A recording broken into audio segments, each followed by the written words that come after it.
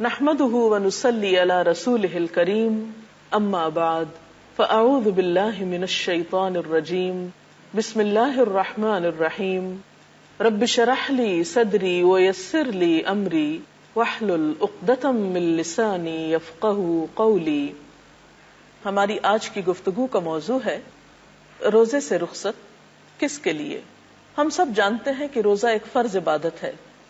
اگر کوئی شخص جان بوجھ کر بغیر عذر کے رمضان کا ایک روزہ بھی چھوڑ دیتا ہے اور بعد میں وہ زندگی بھر بھی روزے رکھتا ہے تو اس ایک روزے کے اجر کو نہیں پا سکتا جو اس نے رمضان میں چھوڑ دیا۔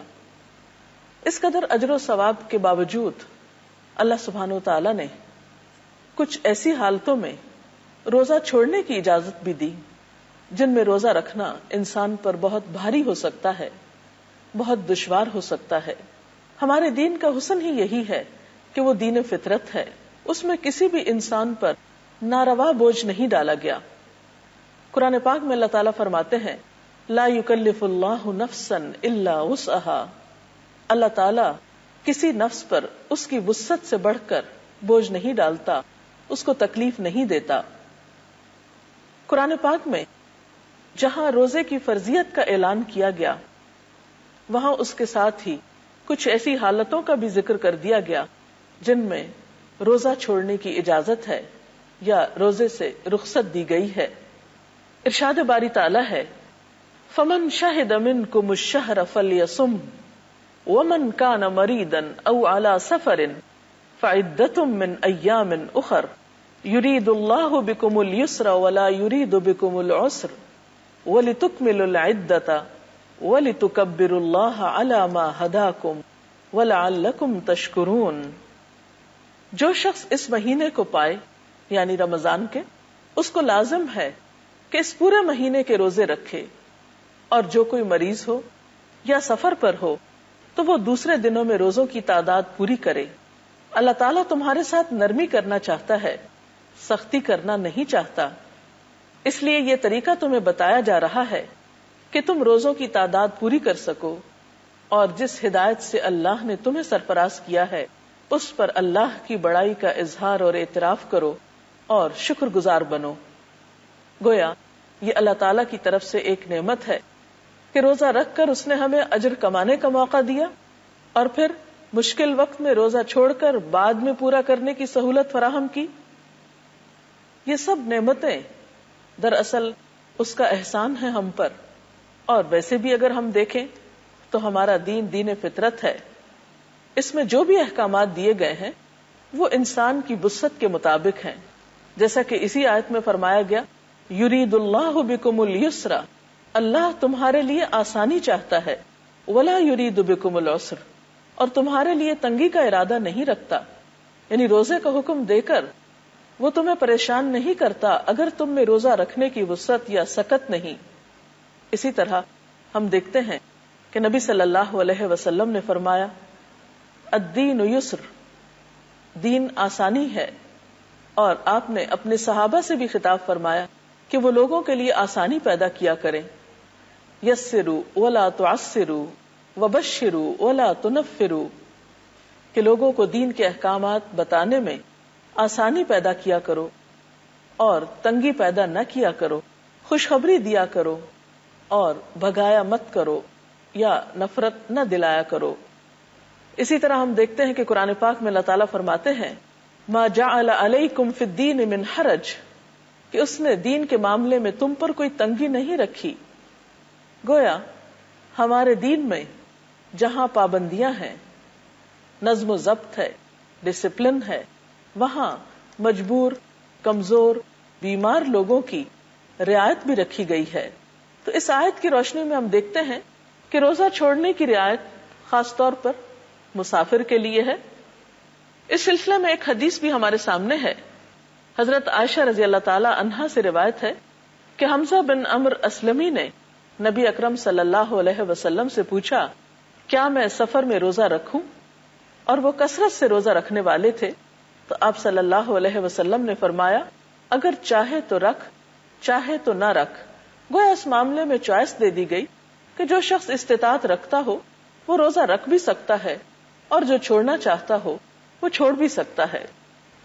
صحابہ کرام کا طرز عمل ہمیں کچھ یوں پتہ چلتا ہے کہ ان میں سے بعض لوگ روزہ رکھا کرتے تھے اور بعض نہیں رکھتے تھے، لیکن اس کے باوجود کوئی ایک دوسرے کو برا بھلا نہیں کہتا تھا۔ صحیح مسلم کی روایت میں آتا ہے، حضرت ابو سعید خدری بیان کرتے ہیں کہ ہم 16ویں روزے نبی صلی اللہ علیہ وسلم کے ساتھ جہاد کے لیے نکلے۔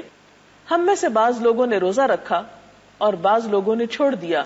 نہ روزہ دار نے بے روزہ پر اعتراض کیا اور نہ بے روز نے روزہ دار پر کوئی اعتراض کیا، یعنی دونوں ہی اپنے آپ کو درست سمجھتے تھے اور کوئی کسی پر عیب نہیں لگاتا تھا، چونکہ دونوں حالتیں درست حالتیں تھیں۔ اسی طرح ایک اور روایت میں آتا ہے، حضرت عبداللہ بن عباس روایت کرتے ہیں کہ نبی صلی اللہ علیہ وسلم نے رمضان کے مہینے میں مکہ کا سفر اختیار کیا۔ جب مقام قدید پر پہنچے تو آپ صلی اللہ علیہ وسلم نے روزہ افطار کر دیا اور لوگوں نے بھی ایسا ہی کیا۔ اس سے یہ بھی پتہ چلتا ہے کہ ایک مسافر اگر گھر سے روزہ رکھ لیتا ہے اور سفر میں اس کو نبھانے میں مشقت پاتا ہے تو اسے افطار کی بھی اجازت ہے۔ ایک اور روایت میں آتا ہے، حضرت جابر بن عبداللہ فرماتے ہیں کہ رسول اللہ صلی اللہ علیہ وسلم نے دوران سفر لوگوں کا ہجوم دیکھا۔ لوگ ایک آدمی پر سایہ کیے ہوئے تھے۔ رسول اللہ صلی اللہ علیہ وسلم نے پوچھا کہ کیا بات ہے؟ لوگوں نے عرض کیا، یہ شخص روزہ دار ہے۔ آپ نے فرمایا، دوران سفر روزہ رکھنا نیکی نہیں ہے۔ چونکہ رخصت ہے اس لیے کوئی بھی شخص مشقت میں پڑ کر اگر سفر میں روزہ رکھتا ہے تو ایسا کرنے سے کوئی نیکی میں اضافہ نہیں ہوتا۔ اس سے یہ پتہ چلتا ہے کہ دین کی دی ہوئی رخصتوں سے ہمیں فائدہ اٹھانا چاہیے۔ ایک اور حدیث کے مطابق اللہ تعالیٰ جس طرح انسان کے لیے پابندیوں کو قبول کرنا پسند کرتے ہیں، اسی طرح وہ اپنے بندوں کے لیے یہ بات بھی پسند کرتے ہیں کہ بندے اللہ تعالیٰ کی دی ہوئی رخصتوں سے فائدہ اٹھائیں، کیونکہ اللہ تعالیٰ سے بڑھ کر ہمیں کوئی نہیں جانتا، ہماری نفسیات سے اس سے بڑھ کر کوئی واقف نہیں، لہذا اس کو بہت اچھی طرح معلوم ہے کہ کون شخص کتنا بوجھ اٹھا سکتا ہے اور کس حال میں کیسا طرز عمل اختیار کر سکتا ہے۔ اس لیے جہاں کہیں رخصت کا معاملہ ہو وہاں رخصت سے فائدہ اٹھانا بھی نیکی ہے۔ مثلاً ایک اور سفر میں آپ صلی اللہ علیہ وسلم کے ساتھ صحابہ کرام بھی تھے۔ کچھ لوگ روزے سے تھے اور کچھ نے روزہ نہیں رکھا۔ ایک جگہ پر پہنچے تو سب لوگوں نے پڑاؤ کیا۔ وہاں روزہ دار تو آرام کرنے لگ گئے، جن کا روزہ نہیں تھا ان لوگوں نے لکڑیاں جمع کی، کھانا پکایا اور دوسروں کی خدمت کی۔ تو آپ نے فرمایا، آج کے دن وہ لوگ سارا اجر لوٹ لے گئے جنہوں نے دوسروں کی خدمت کی۔ تو اس لیے ہم دیکھتے ہیں کہ کوئی بھی ایسا سفر جس میں روزہ رکھنے میں مشقت ہو، اگر اس میں روزہ نہ رکھا جائے تو اس میں گناہ یا حرج کی بات نہیں ہے۔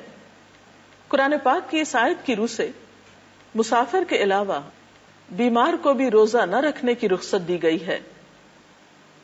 لیکن بیماری کیسی بیماری ہو جس میں انسان روزہ نہ رکھے؟